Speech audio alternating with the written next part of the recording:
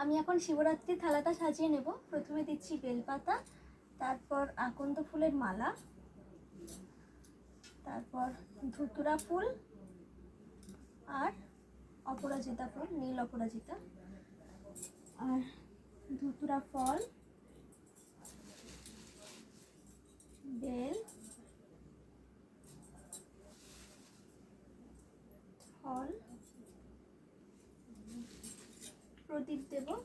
যেহেতু দুখানা পুজো এবছর আমার, 2 নম্বর পুজো, এই জন্য 2খানা প্রদীপ কলকে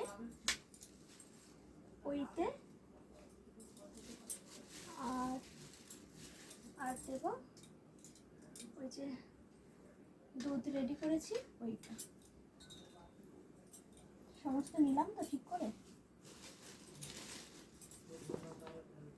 ঠিক আছে, এবার এর মধ্যে আমি এটা চাপা দিয়ে নিয়ে যাব। এটা আমার মায়ের হাতে তৈরি করা কুরুশের কাজ।